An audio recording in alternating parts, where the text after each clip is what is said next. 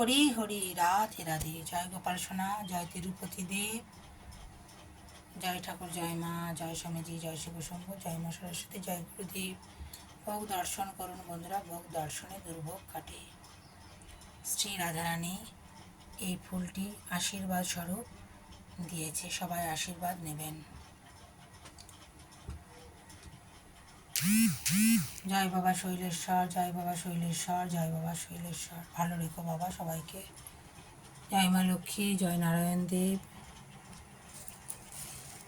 জয় কুবের দেব, জয় গণেশজি, জয় পেচকজি।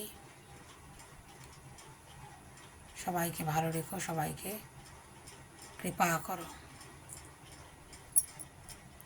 হরি হরি, রাধে রাধে। লক্ষ্মী এসেছে মোদের, লক্ষ্মী এসেছে, লক্ষ্মী এসেছে মোদের, লক্ষ্মী এসেছে। মা লক্ষ্মী নারায়ণ দেবের পুজো একসাথে করবেন, তবেই সার্থক হবে, কৃপা বর্ষিত হবে। সবার ঘরে যেন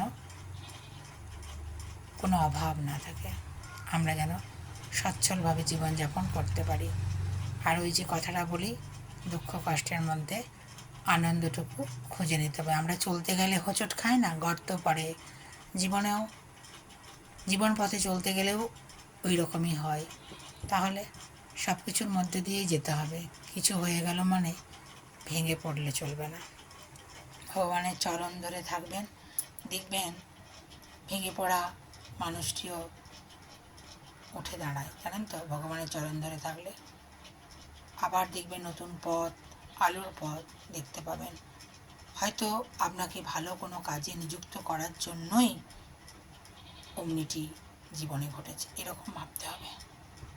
হরি হরি, রাধে রাধে। মিলিয়ে দেখবেন, সবসময় ভালোটা নিতে চেষ্টা করবেন। হয় আমাদের মধ্যে দ্বিধা, দ্বন্দ্ব, রাগ, বিদ্বেষ হয়, কিন্তু আস্তে আস্তে দেখবেন নাম জপ, কীর্তন, ভগবানের চরণ ধরে থাকলে সেগুলো আস্তে আস্তে দেখবে কেটে যাচ্ছে।